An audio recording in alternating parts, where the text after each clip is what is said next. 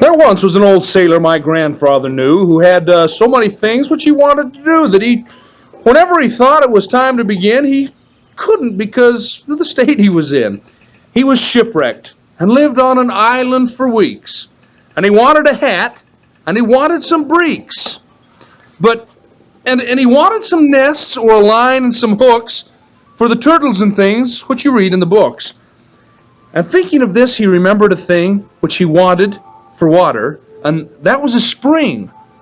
And he thought that to talk to, he'd look for and keep, if he found it, a goat or some chickens and sheep.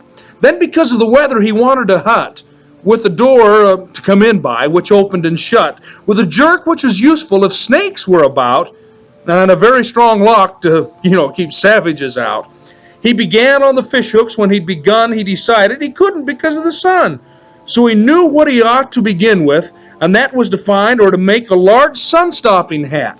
Now, he was making the hat with some leaves from a tree when he thought, I'm as hot as a buddy can be, and I've nothing to take for my terrible thirst, so I'll look for a spring, and I'll look for it first.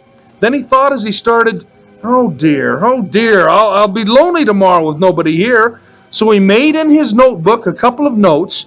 I must first find some chickens, and no, I mean goats. He had just seen a goat, which he knew by the shape, when he thought, but I must have a boat for escape. But a boat means a sail, which means needles and thread, so I'd better sit down and make some needles instead.